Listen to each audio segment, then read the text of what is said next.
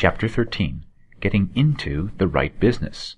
Success in any particular business depends for one thing upon your possessing, in a well-developed state, the faculties required in that business. Without good musical faculty, no one can succeed as a teacher of music. Without well-developed mechanical faculties, no one can achieve great success in any of the mechanical trades. Without tact and the commercial faculties, no one can succeed in mercantile pursuits. But to possess, in a well-developed state, the faculties required in your particular vocation does not ensure getting rich. There are musicians who have remarkable talent, and who yet remain poor. There are blacksmiths, carpenters, and so on, who have excellent mechanical ability, but who do not get rich. And there are merchants with good faculties for dealing with men, who nevertheless fail. The different faculties are tools. It is essential to have good tools, but it is also essential that the tools should be used in the right way.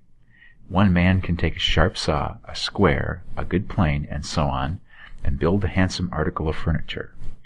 Another man can take that same set of tools and set to work to duplicate the article, but his production will be a botch. He does not know how to use good tools in a successful way. The various faculties of your mind are the tools with which you must do the work which is to make you rich. It will be easier for you to succeed if you get into a business for which you are well equipped with mental tools. Generally speaking, you will do best in that business which will use your strongest faculties, the one for which you are naturally best fitted. But there are limitations to this statement also. No man should regard his vocation as being irrevocably fixed by the tendencies with which he was born. You can get rich in any business, for if you have not the right talent, you can develop that talent. It merely means that you will have to make your tools as you go along, instead of confining yourself to the use of those with which you were already born. It will be easier for you to succeed in a vocation for which you already have the talents in a well-developed state, but you can succeed in any vocation, for you can develop any rudimentary talent, and there is no talent of which you have not at least the rudiment. You will get rich most easily in point of effort if you do that for which you are best fitted, but you will get rich most satisfactorily if you do that which you want to do. Doing what you want to do is life, and there is no real satisfaction in living if we are compelled to be forever doing something which we do not like, and can never do what we want to do. And it is certain that you can do what you want to do. The desire to do it is proof that you have within you the power which can do it. Desire is a manifestation of power. The desire to play music is the power which can play music seeking expression and development. The desire to invent mechanical devices is the mechanical talent seeking expression and development. Where there is no power, either developed or undeveloped, to do a thing, there is never any desire to do that thing. And where there is strong desire to do a thing, it is certain proof that the power to do it is strong, and only requires to be developed and applied in the right way. All things being equal, it is best to select the business for which you have the best developed talent. But if you have a strong desire to engage in any particular line of work, you should select that work as the ultimate end at which you aim. You can do what you want to do, and it is your right and privilege to follow the business or vocation which will be most congenial and pleasant. You are not obliged to do what you do not like to do, and should not do it except as a means to bring you to the doing of the thing you want to do.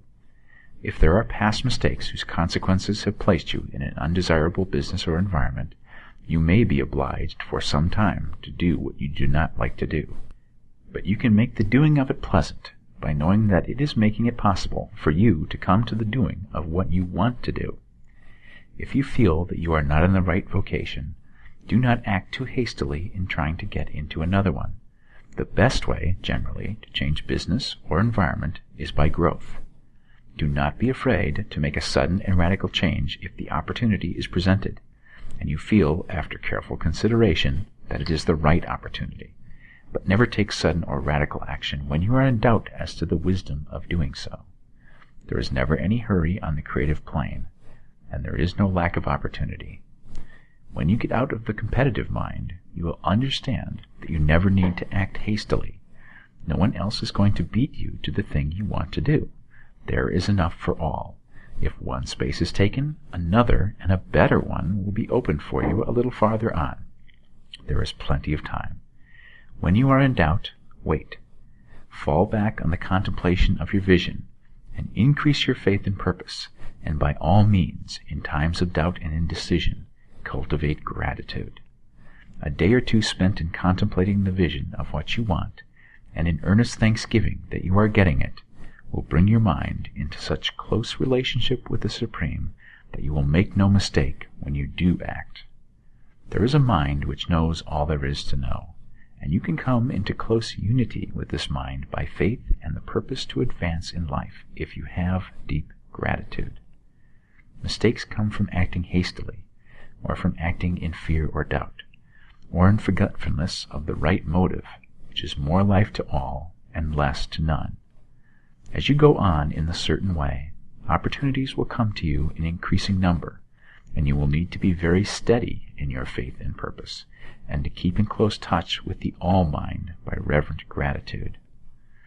Do all that you can do in a perfect manner every day, but do it without haste, worry, or fear. Go as fast as you can, but never hurry. Remember that in the moment you begin to hurry, you cease to be a creator and become a competitor. You drop back upon the old plane again. Whenever you find yourself hurrying, call a halt. Fix your attention on the mental image of the thing you want, and begin to give thanks that you are getting it. The exercise of gratitude will never fail to strengthen your faith and renew your purpose.